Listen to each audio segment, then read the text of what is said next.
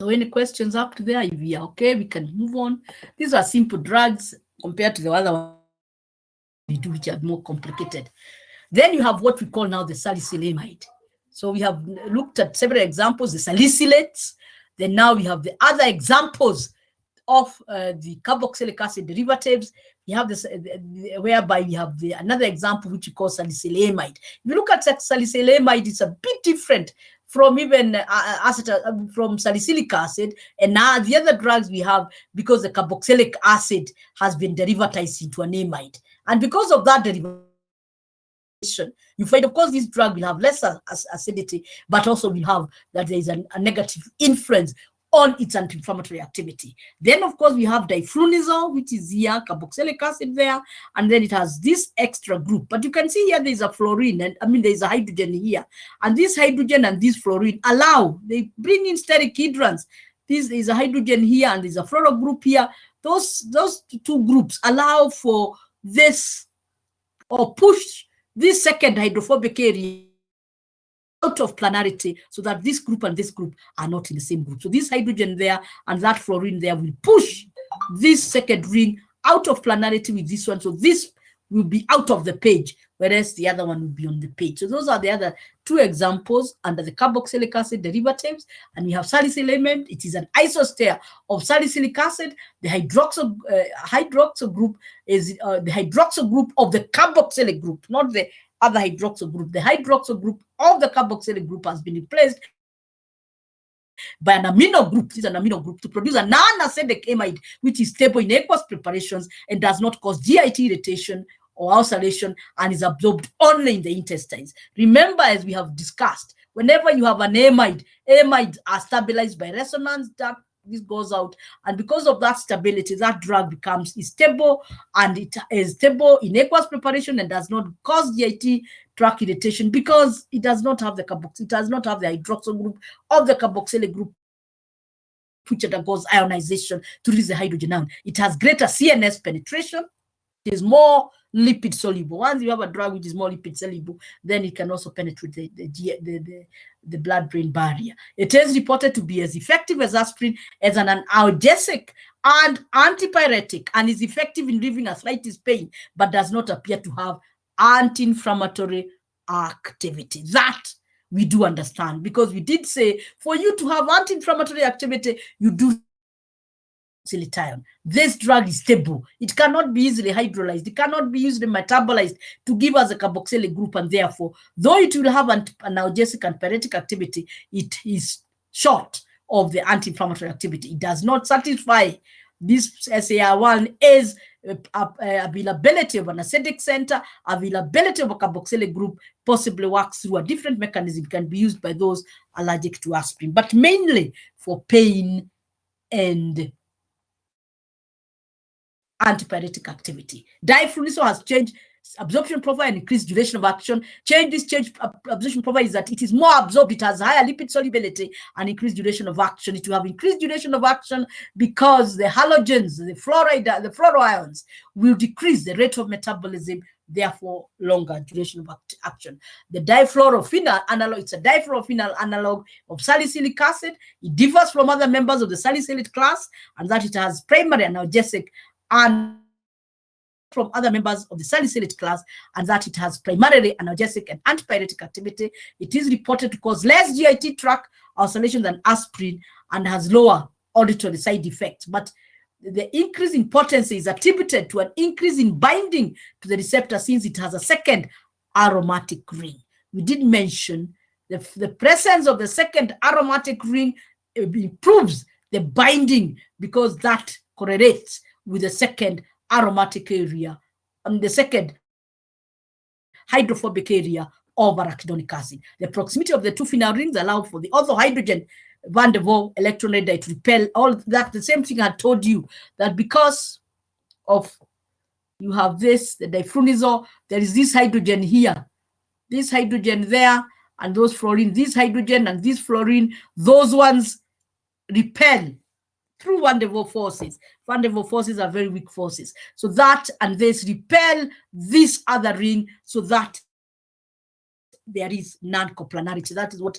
that point is saying, that you have that hydrogen at that position 1, position 2, 3, 4, 5, 6 prime, that hydrogen at position 6 prime, and the fluorine at position 2 prime will repel the first hydrophobic group, so that these two rings display non-coplanarity, and that increases that is a requirement for optimum or optimal binding of the receptor.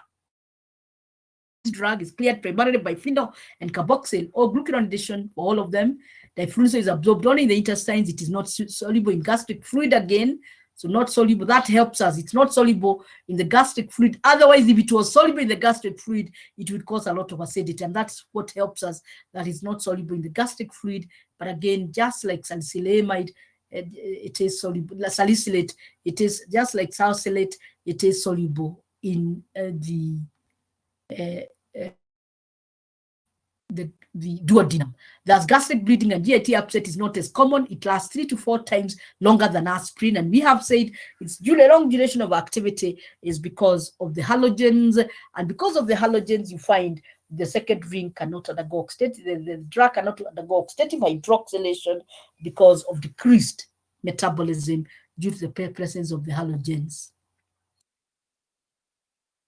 Absorption and distribution of, I hope up to there we are still correct together, and then we look at absorption and distribution. Most of the absorption and distribution, again, most of it, of course, you will do in pharmacology, but they are rapidly absorbed from primarily the small intestines and to a lesser extent the stomach.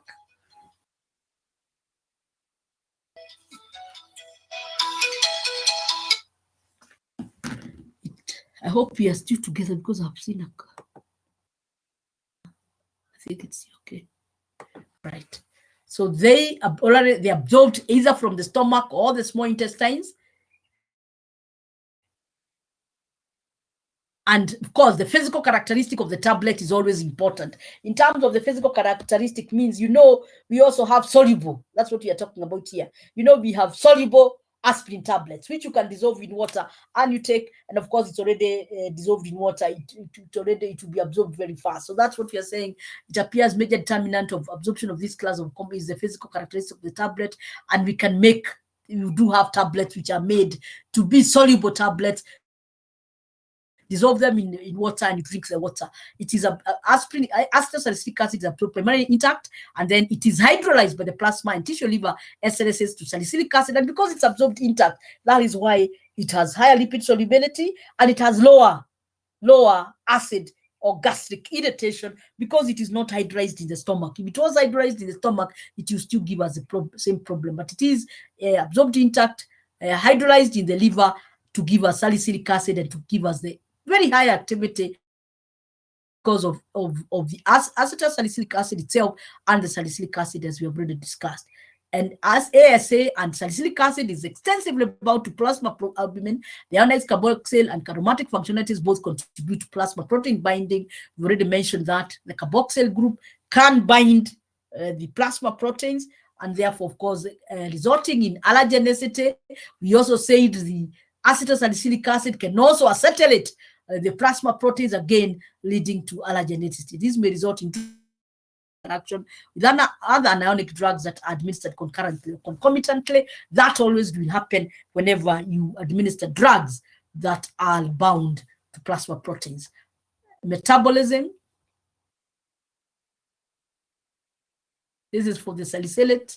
And as we said, of course, because of this salicylate ion, whenever you have a carboxylic ion, then you can have glucuronic conjugation, or you can have also glycine conjugation. So if you have glucuronic conjugation, it can either come here.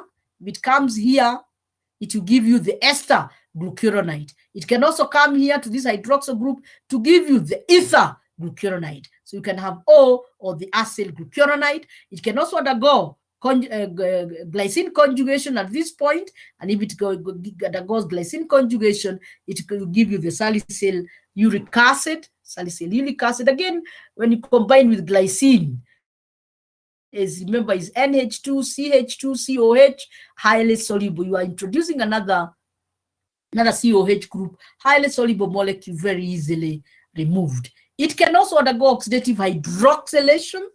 This group here can undergo oxidative hydroxylation.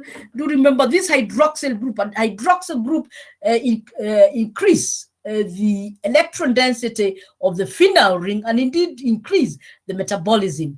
Carboxylic groups or carbonyl groups decrease density of the phenyl ring and decrease metabolism, but hydroxyl group is more prominent in that here now. So this group here, which is the groups that decrease electron density, are usually what we call meta-directors. So this group here, which is a carboxylate group, is a meta-director. By meta-director, it means it will direct any other incoming group to the meta position. Just 1 minute.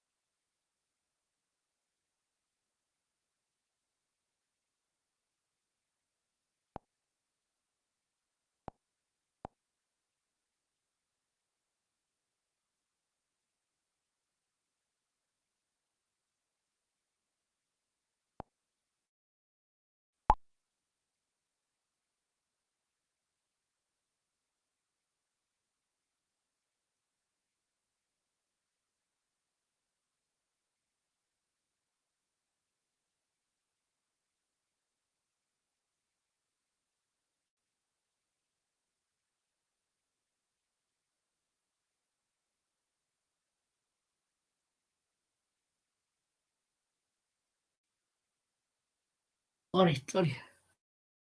At the metabolism, so we are saying either glucuronic or glycine conjugation to give us metabolites that are highly water soluble. Now I was explaining the metabolism through hydroxylation of the salicylic ion or the salicylic acid, and I was explaining to you that the carboxyl group, which is withdrawing because of this oxygen having high electronegativity, electrons will be pulled outwards. So the electrons of the benzene ring will have a tendency of moving outwards this way. So they will come from the benzene ring outwards. And because of that, those groups that withdraw electrons are usually meta directors. By meta this is the other position, that is the meta position. So they will direct any incoming group to the meta position, which is this one. This is ortho meta. So this one will direct to the meta position, which is either that position or this position. So mark those positions in your drawing. So draw the salicylic acid moiety and mark that they direct to ortho meta, that position here, from here ortho meta, and to that position.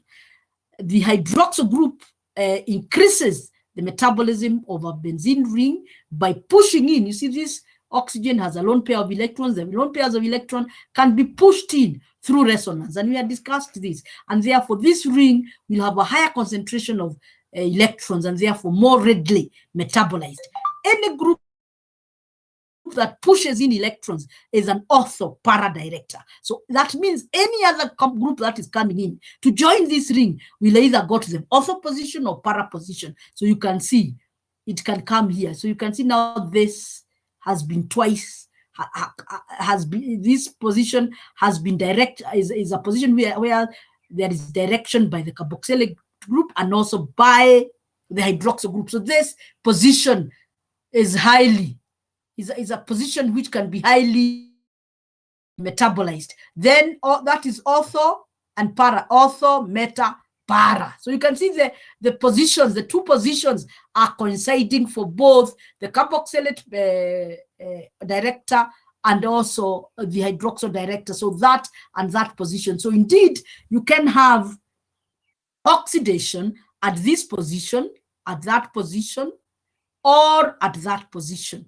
So what products can you get? You can get a product of a hydroxyl product there. You can get another product where there is a hydroxyl group there and a hydroxyl group there. So you have 3 hydroxyl groups, and you can get the best where the hydroxyl group is at the farthest point, and that's what we call gentisic acid. Gentisic acid is when the hydroxylation is at this point, and you have seen that position has been highly enhanced because the carboxylate group is directing the incoming group there. The hydroxyl group is also directing the incoming group there. This group here, this position here is farthest from hydroxyl group and also is quite far from the carboxylate group. So this will give us the higher concentration of the metabolite, and that is gentisic acid. So salicylic acid can be metabolized into gentisic acid, salicylic acid, and the ester and ether glucuronides. When we also look at the acetyl salicylic acid, it's the same thing, because what happens, the acetyl salicylic acid, first it is hydrolyzed through esterases, plasma cholinesterases and esterases. Said it's not metabolized in the stomach. Plasma cholinesterases and esterases will hydrolyze the ester. Remember, the esters are not stabilized by resonance. The esters are more readily hydrolyzed, again, to give us the salicylic acid. Once you get the salicylic acid, then we have said you can get the glucuronic conjugation of the carboxylic group, or you can get the glucuronic conjugation. So there can be glucuronic conjugation of this group. You can also get glucuronic conjugation of that group, both of them on this side. So glucuronic conjugation of the hydroxyl group or glucuronic conjugation of the carboxylic group. You can also get, so that's 1-1. You can also get glycine conjugation. So you can get glycine conjugation. Glycine conjugates only the carboxylic group, so you can get glycine conjugation of that group. You can also form the salts, that's a salicylate salt, whereby just is in the body, there you have many ions, so it remains just ionized in the body. It can also go to now what we are calling this ring undergoing oxidative hydroxylation, catalyzed by cytochrome P450 enzymes, undergoing hydroxylation, and it can undergo hydroxylation. We have said it can undergo hydroxylation at this position there. That is the product there, and we can consider that's position 1, that's position 2, that's position 2. So that will give us 2,3, the hydroxy, or you can actually either call it with 2, or you can just consider this salicylic acid. You can say 1, 2, 3. You can say 3 hydroxy salicylic acid, or you can actually say that is 2 and that is 3 dihydroxy benzoic acid. This is what you're calling the gentisic acid here. When you look at the gentisic acid here, the gentisic acid, as I have said, is that hydroxyl group there, and this hydroxyl group at this end here, and you can see that hydroxyl group is quite far from the carboxylic group, also very far. So this is the major metabolite of the hydroxylation, or you can get all of them hydroxylated at the 3 positions. And I think we also have that. If I'm not, yes, we have that. If you look at your page number 3, you'll see I've shown that. So you can see, you can get the 2,3 dihydroxybenzoic acid, you can get the 2,3,5 trihydroxybenzoic acid, and the gentisic acid. And the gentisic, you're saying, is the main one. And for the first enzymes, the UDP, glucuronide transferase for glucuronidation, and then you have glycine N-acid transferase, and then you have the glucuronide conjugates, and also the glycine conjugate, which gives us the salicyl uric acid. So those are the main, that is the main metabolism, starting with aspirin.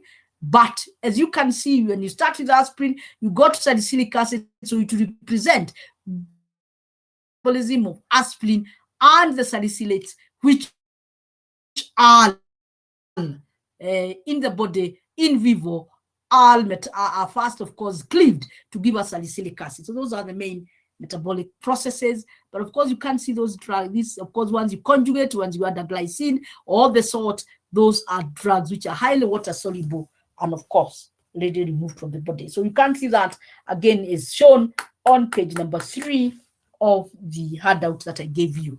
So we are saying the major metabolic routes of esters and salts of salicylates are shown, as we have shown. The initial route of metabolism of these derivatives is their conversion to salicylic acid, and it may be excreted in urine as free acid, or the salicylate. It can undergo conjugation with either glycine or glucuronic acid to give us whatever we have said, either salicylic acid, ether, or ester. But you can't see the conjugation. Looks like the glycine conjugation is even more than the glucuronic conjugation.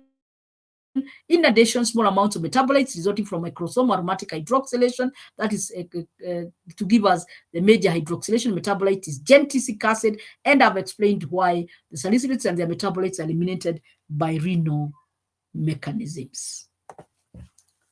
Aspirin, of course, mode of action through acetylation of COX-1 enzymes, more selective for COX-1 enzyme through acetylation and inhibition of its activity, or through inhibition without acetylation, inhibition of the COX enzyme. But we are saying that it will, for when it acts on COX-1, it will block both the peroxidase site and also the cyclooxygenase site, but for the COX-2, it does not block the peroxidase site. So therefore, it does not prevent the formation of the 15-OOH. But that for the COX-2, but for the COX-1, it blocks both sides. For COX-2, it blocks only one site.